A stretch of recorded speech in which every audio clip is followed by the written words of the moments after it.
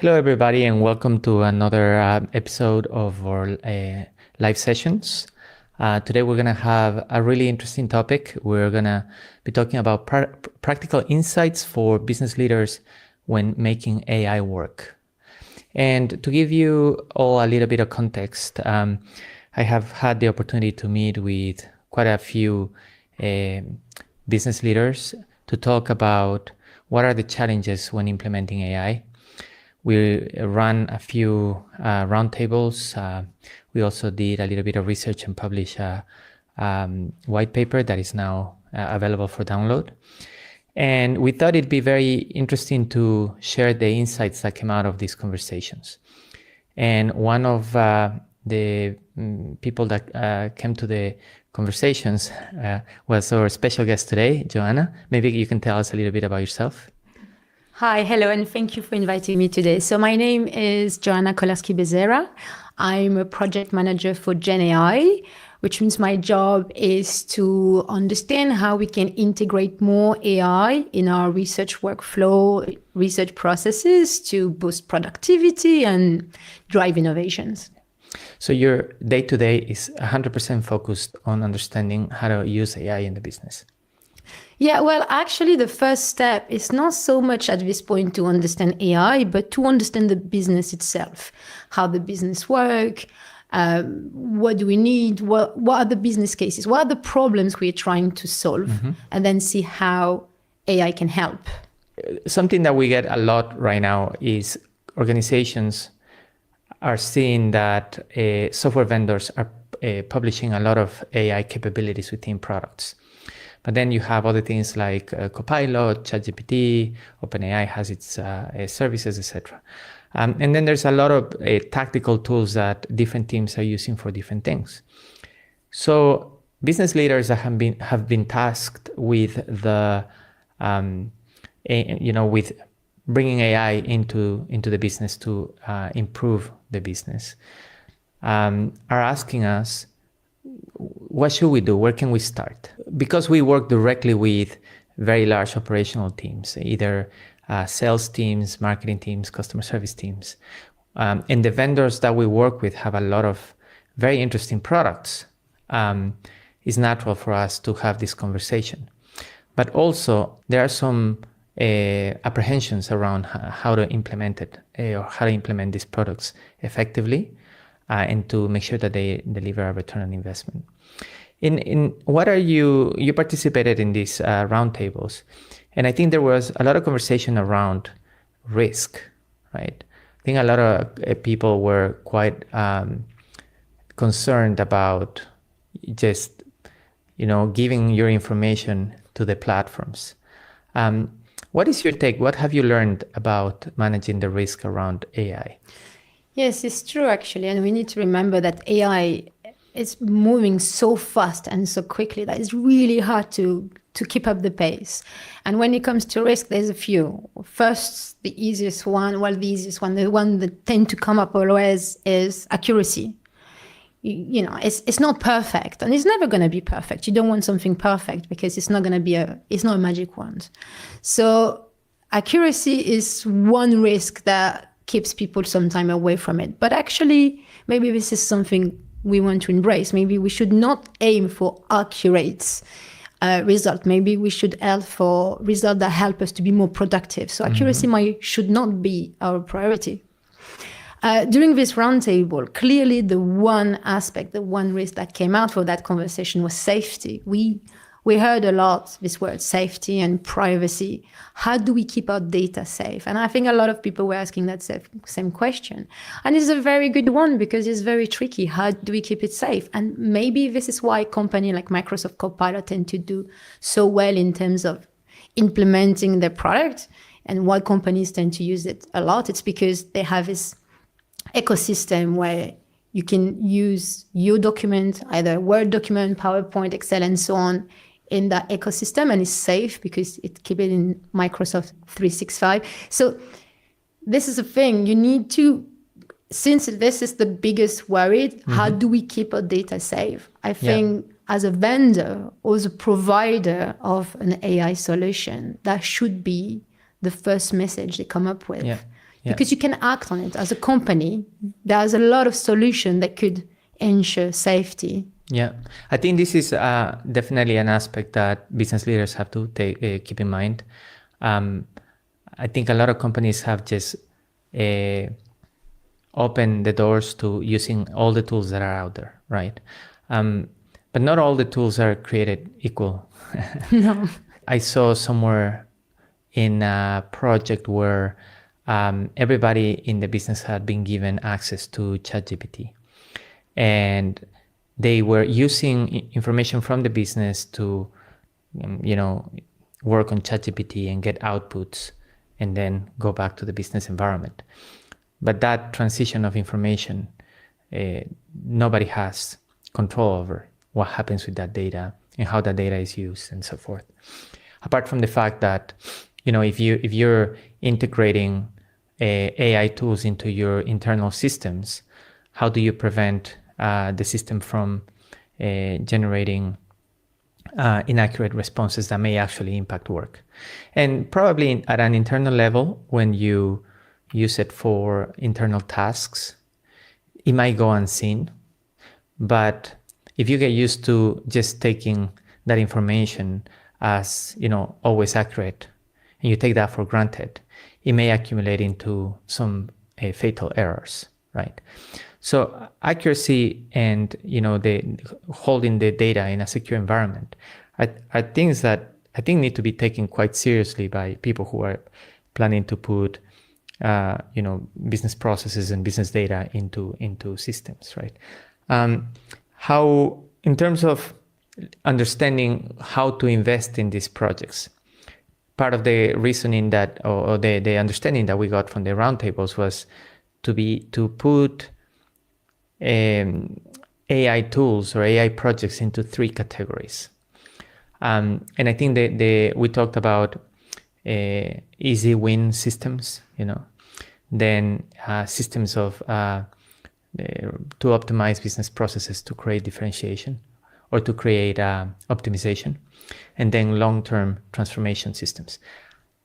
You've been working with a few AI projects. How do you find these 3 concepts when taking them to practice? So the 3 concepts, yes, and I think this is where we need to, there's a step-by-step process. There's a lot of application out there, and what to choose, how to choose, what works for us. The first thing is to understand the use cases. What do we need? What is the problem we want to resolve here, and how we can do it? And then if we have to think of a framework, and I love the way you put it in your white paper, the first is the quick wins. And then after the quick wins, you have, how to develop a competitive edge, and then the transformation. But if we focus right now on the quick wins, is optimization. How do we optimize things we do on a daily basis? How do we, for example, for us, we analyze a lot of data. We analyze a lot of data from companies' annual reports. How can we use AI to simplify this process? How can we use AI to actually analyze very quickly very long annual business reports very quickly? And it is very doable now. So now the next step is, okay, how do we automate that process?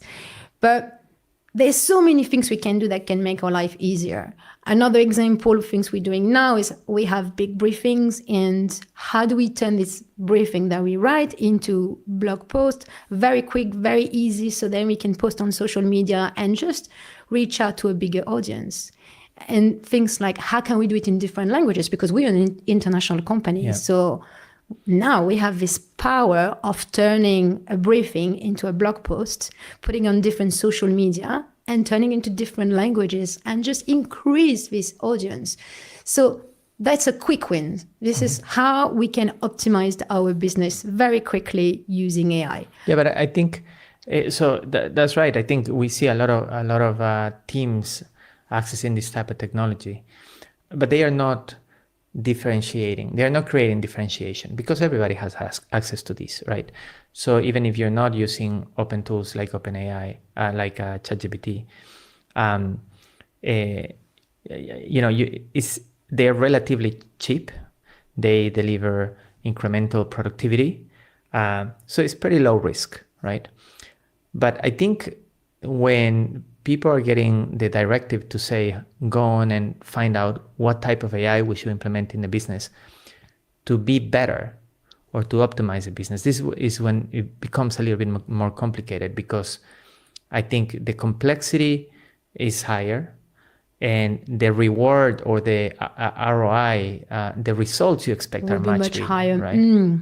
So how do we accelerate? So I see it as the framework as ought.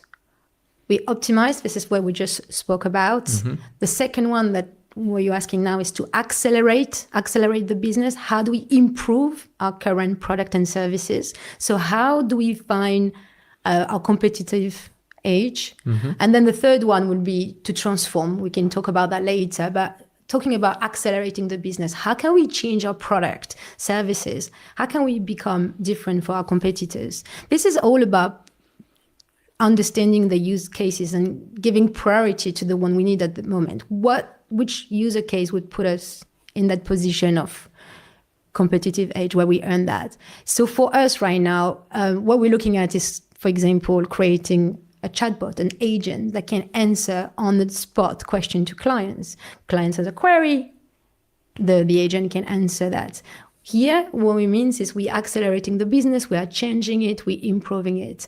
And it takes a lot of time, but more importantly, and here's probably one of the biggest challenge, it takes a lot of different skills. In the past, you were building a team, you would need a team of engineers. So you would look for one skill, or data science, you would take data scientists and you have a team of, for data science. Here, what we're looking at today is very different. It's changing completely the way HR needs to think about recruitment. Yeah. Because if you want a team that accelerates your business using AI, what do? You need people who can understand AI. You need people who can get the buying from all the stakeholders. So someone with really good soft skills who can communicate well, can understand what the business needs, position the AI as the solution. You need someone who is very strategic, who understand how we can elevate this solution. So suddenly you need to create a team that is multidisciplinary. You need, in the ideal world, you need someone from, data science, you need someone who's an engineer, you need someone from sales, you need someone from different department. And that is really tricky because we are completely shifting the way we're working. Yeah. So it's interesting because you talk about having people that can drive the adoption and getting a stakeholder commitment and buy into the projects, right? So I guess in a way, this is more of a business project with the focus of using a certain type of technology, right? I think there was on the research that we did produce the white paper, we try to understand how companies can understand or create or have a clear ROI on the investments, because these tools aren't cheap, right? So if you go to the software vendors and you want to implement a tool that affects, hundreds of people, it'll be expensive, right? So I think the key elements when you bring a multi-skilled team, I think the key elements are to make sure that you understand the business really well. So the business process, not just one isolated business process, but the flow of data across the business for, let's say, customer experience, for instance. The really pinpointing on those use cases that can generate quick wins, that can generate a clear ROI.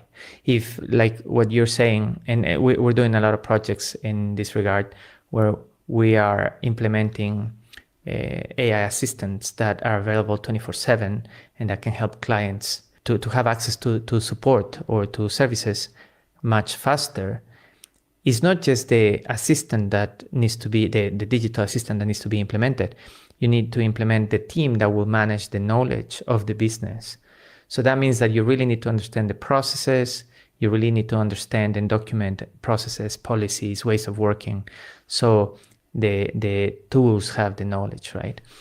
And when we talk about the second type of projects that are beyond the quick wins, that are optimization driven to create a competitive edge, what do you think you find is the hardest or the biggest challenge or the biggest barrier to get to the point where that is delivering value to the business? What I see in different companies also around is people tend to work in silo. You have different departments. You have the tech department and you have the sales department, and everyone tends to work in silo, but that doesn't work with this framework. You can't have, if you want to understand the business of the world, if you want to find a solution, because it's a business solution that we're looking for here, that we're trying to solve, such as, for example, the chatbot is a good example. You can't just have tech on one side and a different department on the other side and data science on a different side. It cannot work this way. It's really about bringing people together. And that is a really big challenge because companies tend to work very much in departments, in silo. This is how we do. Now, one thing about AI that is changing the way we work, and I think this is really true for project managers in general, is AI is making our life easier in terms of documentation, how to document processes. It used to be quite painful before. Now with AI, we can simplify this approach. And this is a quick win. Documentation using AI is quick wins.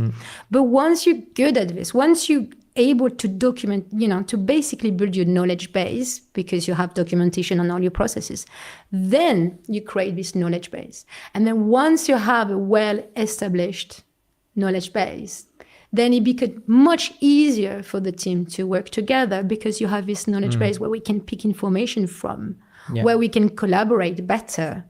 So the quick win will be document, use AI to document. And then if we're looking at moving forward into this, how to accelerate it and find a competitive edge, this is where you have this knowledge base that can be accessed by different people, different teams. And it's really about working together. Collaboration is key.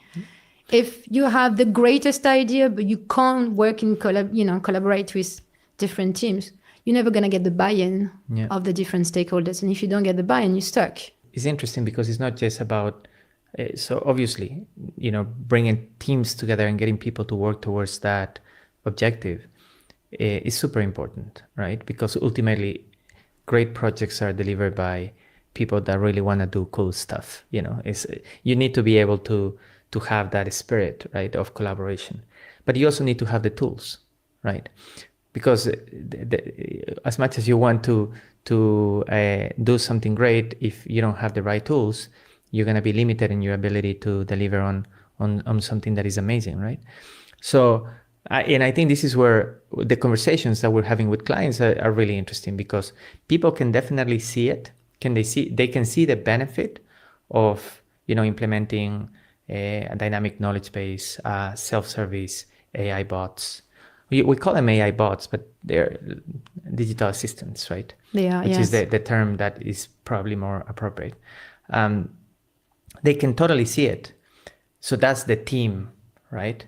But now we need to find and source and implement technology pieces that they are not too complicated, but they still require quite a high level of understanding, technical know-how. All of these tools need to be integrated into the systems that hold transactional data, customer data, business process data, etc. So bringing that together, I think is a very we were having this conversation yesterday. Is a little, you said it's a little bit 50%, how was it? 50% art and 50% a method, right? Yes, we can't think that AI is going to change everything and is going to do it all. It doesn't work like that. And it's to go back about this conversation we just had about accuracy.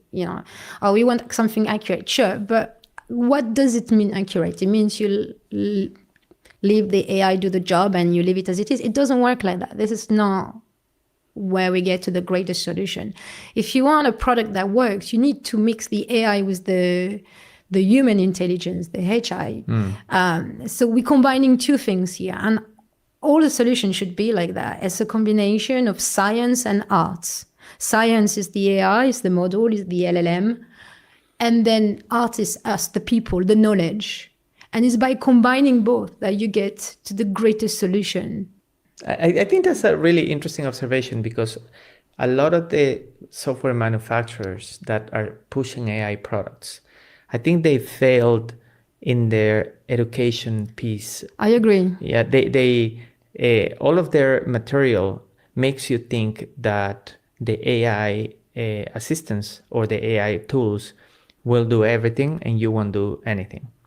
When in reality, it's actually a tandem, right? Someone that can help you, like a normal assistant, will help you accelerate your work so you can focus on the more meaningful, more complicated tasks, whilst the repetitive, easy tasks will be done by a machine. By your assistant, your digital assistant. Exactly. Absolutely. So it's the same principle. It's the same principle. And I think Microsoft, they were quite clever by calling the AI co-pilots, because it is what it is. It's a co-pilot. You remain the pilot of the plane, and then you have a co-pilot. Yeah. And we need to remember that, because they're not going to the AI is not going to do everything. It has to be a combination of... Yeah. And this is why, for instance, you have certain levels of accuracy that you can leave for the AI assistants to deliver. Copilot particularly, at least in my experience, has let me down, because I still have to review all the meeting notes and all of these things. But when you publish these type of tools to the public, like in customer service, for instance, you do need accuracy. So when there is a risk for inaccuracy, or when there is a risk of not having the right answer, the system needs to be intelligent enough to identify that it can't answer that question, and then hand over, open a case and hand over to a human agent. And that's the tandem. Yes. That's the tandem that we're looking for, right? We also talked about, I think in the roundtables there was a lot of conversation around where do we put the money in, like into what type of projects.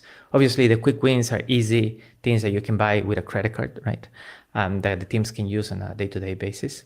But the other two projects, the optimization projects and the transformative projects, they require a much higher levels of investment, right?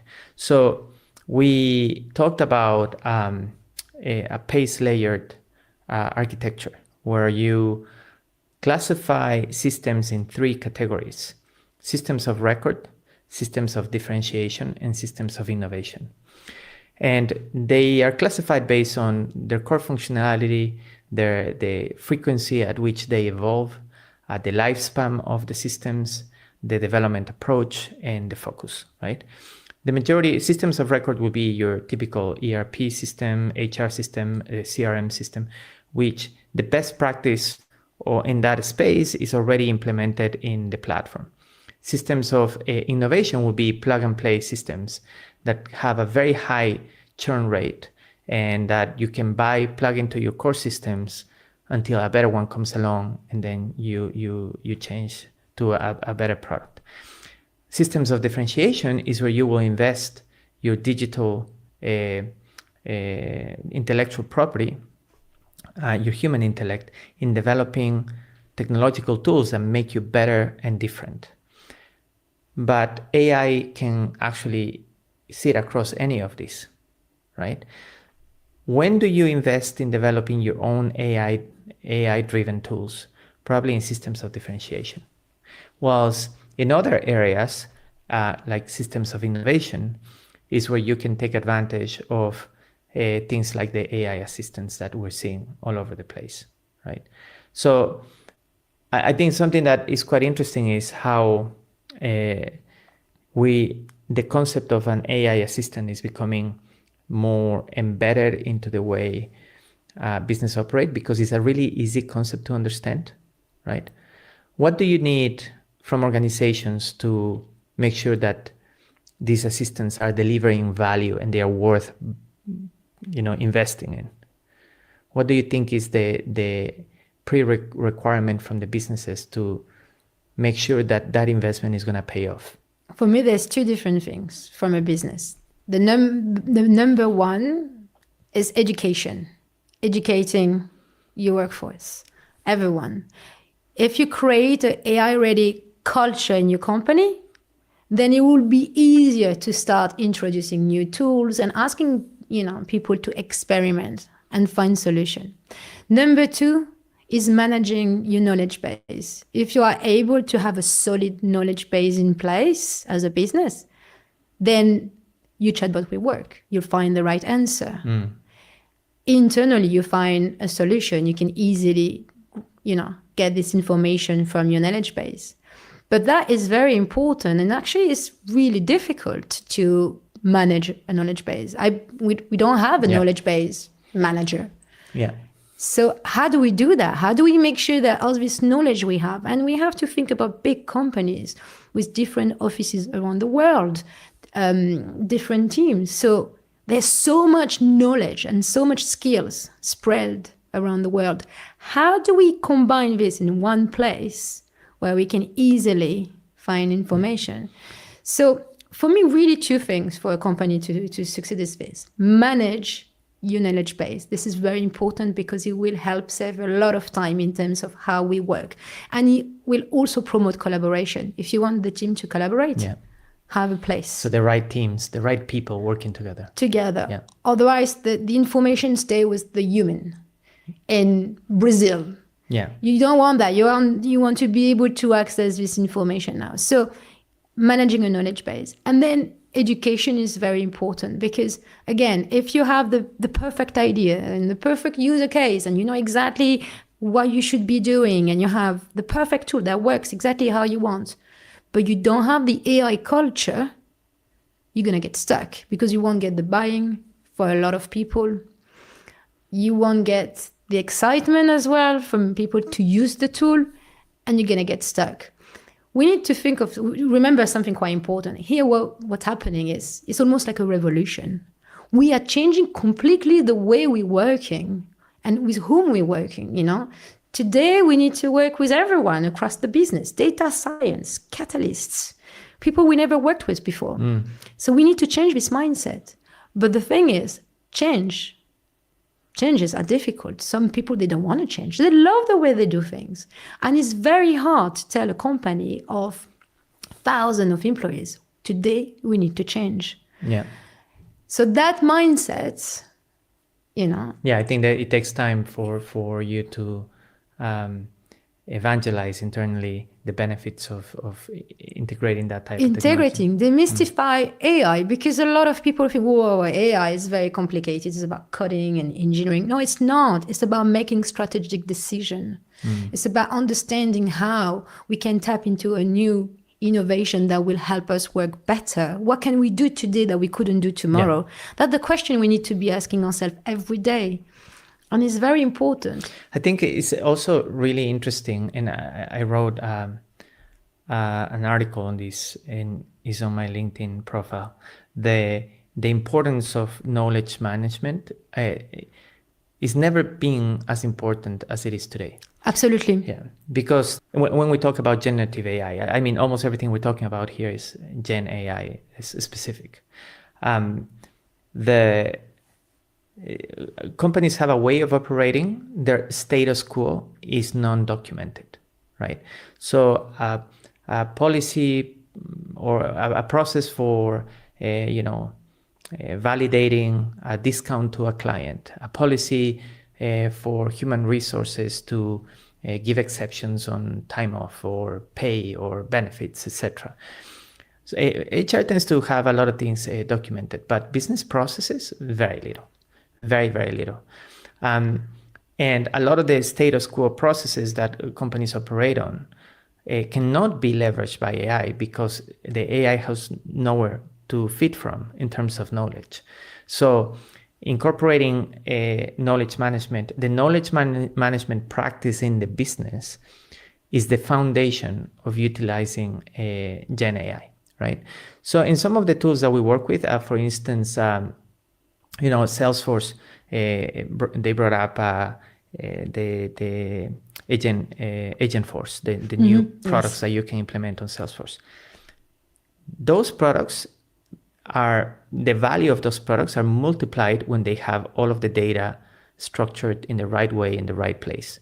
So the structure of the system provides the context for the AI to work properly. If companies have done the right job at managing that data in their CRM implementations, they are going to get a lot of value out of the AIs, right? Same thing with products like Zendesk. If you have a very powerful knowledge base where you can structure pretty much anything that happens in the business, what ends up happening is that very large teams of customer service agents can benefit from expanding their capacity, to a 24/7 capability by integrating AI assistants. But a lot of the people, or a percentage of the people that are in those teams, need to focus on generating the know-how, that the knowledge that the AI need to respond to questions. So I think this is going to be an interesting shift to see how organizations that want to use this type of technology can create new teams and new roles and functions within the business to generate that type of know-how, right? Where do you think we're going? What's next? What are the things that you think we should be able to be doing in the short term? What's next? The genie is out of the bottle now. There's no way back. So we can only move forward. What's next is just, understanding better. The AI is going to get better, as models are getting better. It's AI, Gen AI is fascinating because it's the one only product that gets better by itself. The model produces something, you don't like it, you prompt it again, it gets better results. So it's the one thing that gets better by itself. It's incredible when we think about it. So as things will get better, easier, more established, I think the next step would be for us to understand, but what does it mean in terms of the impact, what the ethical use of it, the impact on the environment, question we need to start asking ourselves, because we're going to use it more. There's no using less, there's using more. It gets better, we use it more. So we need to think about what it means ethically, environmentally, and so on. So all those questions need to be asked, and we need to think about it. Google just spent a lot of money on a new AI campus here in London, actually. So what it means, the next generation of kids finishing the sixth form now, so, teenager, they will be so fluent in AI because they will come up from the AI campus. And that is fascinating because it really shows that it's moving at a really fast. So now is the next question. Now we build the machine. If we have to compare Gen AI to a car, the car came out and it was just a car. And it's only after that we have to think about, but we need a seat belt for safety, and you need insurance, and then you need the seat for the kids.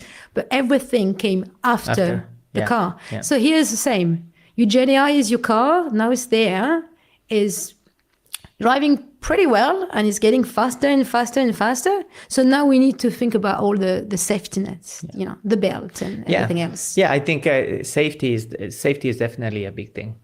You need to be able to do it safely for the user, the organization, the client, the stakeholder that you're servicing.